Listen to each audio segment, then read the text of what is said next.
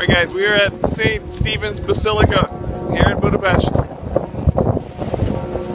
And the bells are tolling and it's windy.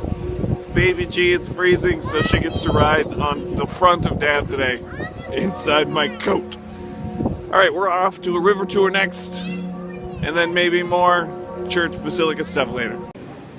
Alright. We're in the basilica. And the signs all say we have to be quiet.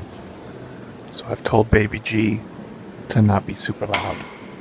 I gotta say, St. Stephen's is looking good.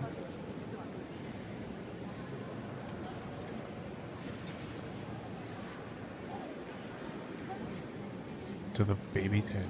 It's like a giant cinnamon roll on a barbecue. Pretty cool. Alright guys, obligatory tourist promotional video, river shot of the Hungarian Parliament.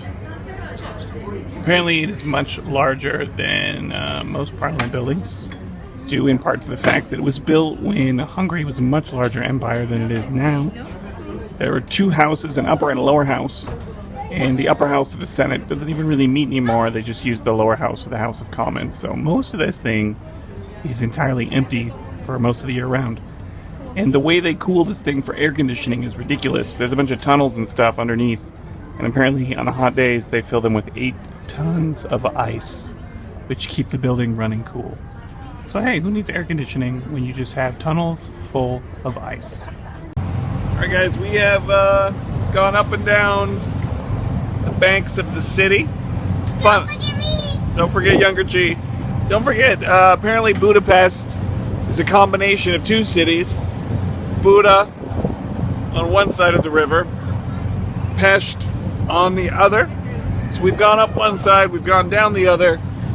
We're on the Danube, and that is pretty much a wrap for today.